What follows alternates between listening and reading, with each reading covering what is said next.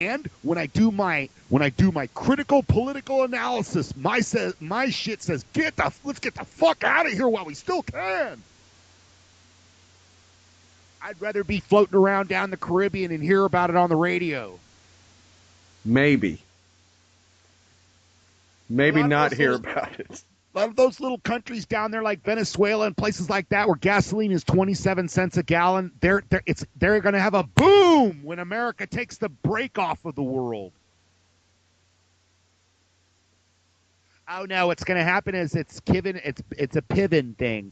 What they're gonna do is they're gonna stress the world's economy to the point of breaking, and then they'll usher in the new world order and a one world currency. It's a great, and according to Revelation, blah blah blah, it's not gonna work. That is not gonna work. These guys are gonna find out they spent all this time and money for nothing. It's a positive thing, and nonetheless, I'm 50 years old, dude. If I die right now, I did nothing. I'm not trying to become excellent anymore at anything. I might as well die. I'm not. I got some money, so I don't need to work. I have an unlimited supply of weed and cigarettes, and I can sit in a real comfortable porch and just sit here and sit here and sit here and sit here. Pretty soon, I'm going to be 51. And then they're going to come and say, hey, we found a spot on your lung. Man, I'm going to go sailing. I don't think so. Right now, fit as a fiddle.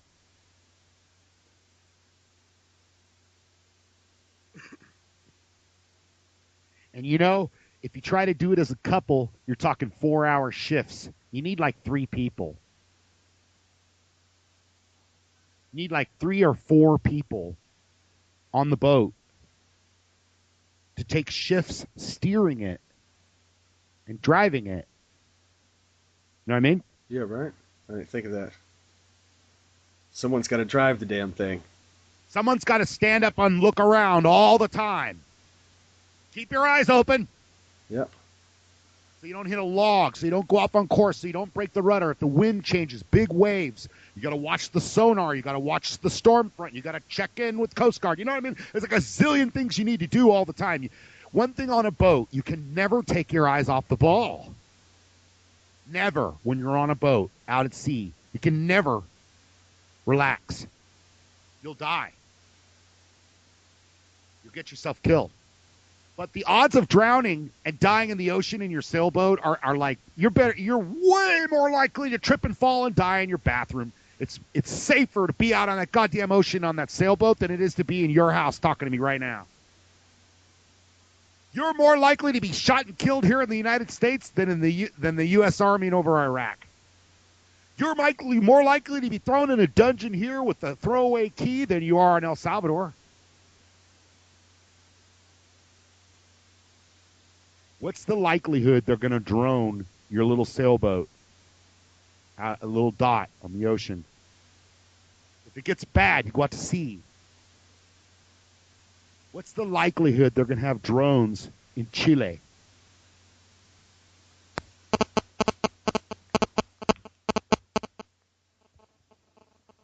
Hey. Yep. Think about this. If we bailed, you got a 9-year-old. How about eating fresh fruit and drinking water and getting some sunshine and no video games and no pot experimenting friends, no hip-hop culture, no excessive violence on TV all the time? Yep, sounds wonderful. Sounds like freedom. I know. That's what I tell my old lady. That's the number one thing I like about it. Fuck you. Adventure and freedom. Yeah, I'm down. I'm doing it. I want the risk. I was looking at boats in Key West. $10,000, we'll get a sailboat. I think with $10,000, if we look really hard, we could find like a 40-footer with 2 cabins. They usually have 3 cabins. They'll have it would be perfect. I'll fucking take the master because I got an old lady. And then they'll always have a regular full berth and then a quarter berth, almost on every boat. It's perfect for a dude and his old lady and a dude and his kid. Costa Rica. Fucking A, baby. My feeling is when I project myself 5 years into the future right now, I feel like I'm not getting anywhere. And I'm so, when I saw your YouTube channel this morning, I was so discouraged. I mean, don't waste no time posting videos on my fucking YouTube channel. Jesus Christ, you got 1 million views.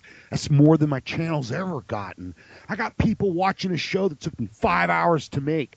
58 views. And I ask all these questions and all this shit, and not a word. They don't care.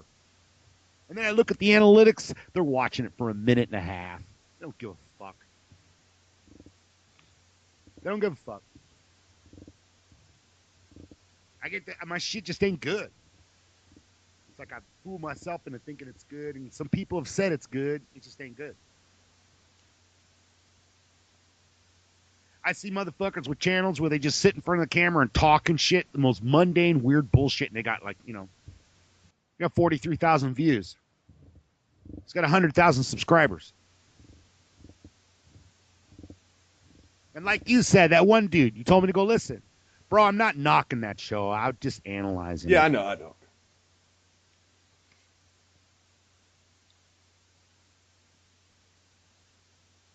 And, in a Richard Pryor kind of way, I like hanging around black dudes that talk like that. They're always laughing and joking, and it's fun.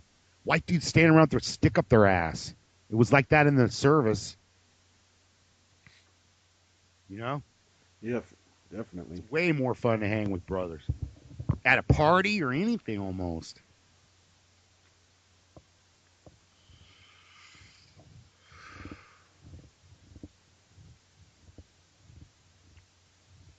I don't know what's wrong with me. I think maybe I'm too lazy or I don't want it enough. I don't know. And I try to put it away in a box, and then later on it's out, sitting out again.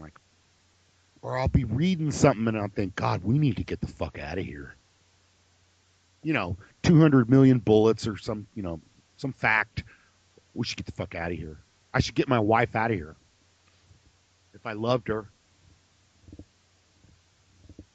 Yeah. Not to mention, what's it going to hurt?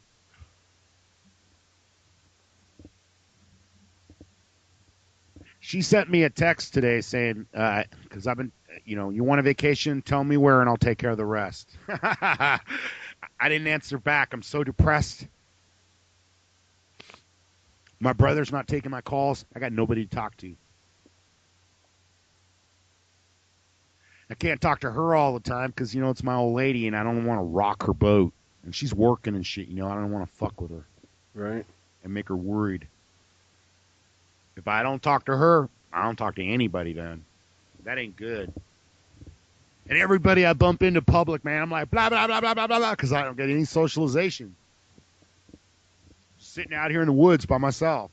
I realize, as beautiful it is here, and as kung fu it is to be able to meditate and shit, I think I'm bored and lonely. I want to be around people, I guess. I don't know. I'm thinking blue water, fishing nonstop till I'm sick of fish. Scuba diving, snorkeling, surfing, laying around. I'm saying. Drinking beer, traveling barbecuing. From lagoon to lagoon. Figuring out which port we're going to go to next. Just sounds fun. If nothing else, it'll be fun. Isn't there like hella sailboats just stacked up on each other because they got fucked up from the storms? Oh man, there's so many boats everywhere. I don't know, I haven't seen a bunch of like wrecked boats anywhere. But yeah, when the storms come in, it fucks some boats up. There was a marina here that the docks came loose. And so every boat there was just loose in the river. Yeah, but see, like one of those boats will wash up and they'll total it. And then they'll bring a crane in and lift it and put it back in the water and then tow it somewhere, and it's considered total. And then you get it cheap, pull it out of the water, have new bottom paint on it, fix the rudder. It's ready to go. I mean, I don't know. The wind blows the goddamn mast off. Yep, the mast broke off. Shit. How much you want for that boat? 10 grand? Well, it's $3,000 for a brand new mast. So $13,000 for a $100,000 boat. Yeah, man, I'm in a lot of trouble. I'm running out of money. I don't have the money for the slip anymore. I'm already behind at the marina. I can't do the maintenance. The engine stopped working, which is really just spark plug wires. You know, I got to get rid of this boat. The fact is, it's got to be gone by Sunday. Make an offer. It was my husband's. He was into sailing. He died. That's going to be super common because everybody's getting older. Right. And he died. I don't like sailing. And that's a fact.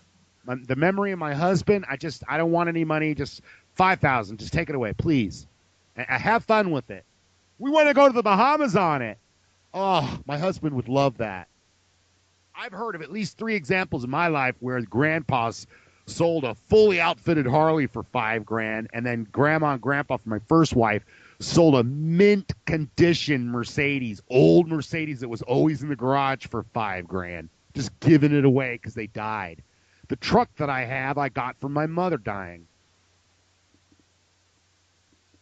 I don't know. Scam your way into it. How about renting one for $10,000? Can we rent a boat for a year for $10,000? How about some guy that has a boat that wants to go do this shit? That would be 4 people that could steer. Why not? People are broke. I'm just saying, there's probably a guy that would, if we knew the right situation, there's a guy right now that said, dude, you guys can come for free. I got to get somebody on the boat. I can't do this by myself. I gotta deliver this boat. By the way, it's a 65-foot brand new fucking boat. I got to deliver this to Tobago in fucking Trinidad. It's going to take me like 7 months to get there. I need a crew. I don't have any money to pay them. We'll go. I'll be the cook. I'll cook if that'll be a good job. I'll do that.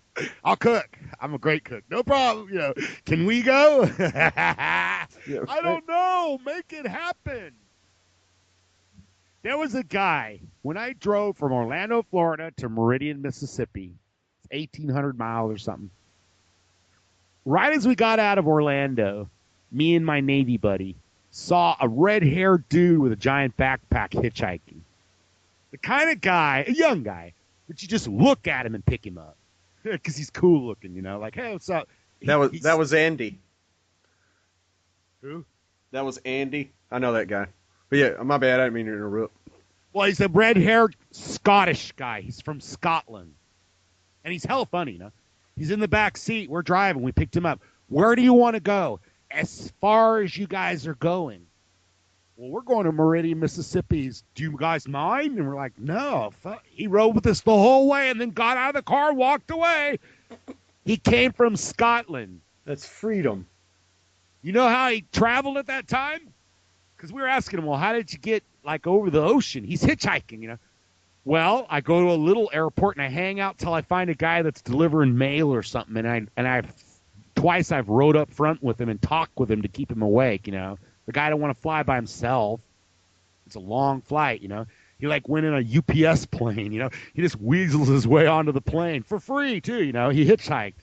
Nice. I'm just saying it could be done. And then we picked him up, and in one day we took him 1,800 miles. He was a quarter of the way across the United States when we let him go. 1 or 2 more hitchhikes, he'd be in California. I've never done that. When we were down in Belize, some 17-year-old kid with a big backpack and all this shit come through. A guy from Germany, a young guy, very nice. And he was traveling South America. His parents were in Germany. He had saved up money, and here he was, backpacking across South. And he was in Belize when we saw him. And what did I do? I bought him dinner and drinks and talked to him all night, I wouldn't let him pay for anything, you know, because he's got a budget. And he's a young guy, and he's traveling, and we were all, I mean, I'd give him some money.